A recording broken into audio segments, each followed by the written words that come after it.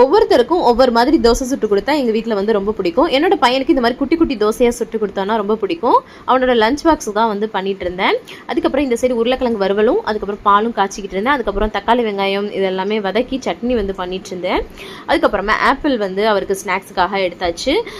Apple dosa, குட்டி தோசை, தக்காளி சட்னி வச்சு பேக் பண்ணி 7:45 அவனுக்கு வந்து ஸ்கூல் போகணும். ஃபர்ஸ்ட் வந்து ஹஸ்பண்ட் கொண்டு போய் விட்டுட்டு வர போயிட்டாங்க. அதுக்கப்புறம் நான் வந்து வேலையை கண்டினியூ பண்ண ஆரம்பிச்சிட்டேன். தயிர் சாதத்துக்கு வந்து கடுகு, கடலைப்பருப்பு, வரமிளகா, கருவேப்பிலையெல்லாம் போட்டு தாளிச்சு கொடுத்தா என்னோட ஹஸ்பண்ட்க்கு ரொம்ப பிடிக்கும்.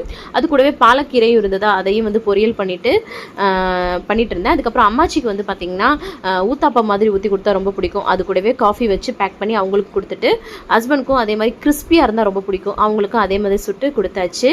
அதுக்கப்புறமா லஞ்ச் பாக்ஸும் பேக் பண்ணி கொடுத்து இன்னைக்கு டே இந்த மாதிரி தான் வந்து போயிட்டு இருந்தது. நம்ம சேனலில் லாங் வீடியோஸ் நிறைய போட்டிருக்கேன். செக் அவுட் பண்ணி பார்த்து சப்ஸ்கிரைப் பண்ணி சப்போர்ட் பண்ணுங்கள். தேங்க்ஸ் ஃபார் வாட்சிங் ஃப்ரெண்ட்ஸ். பாய்.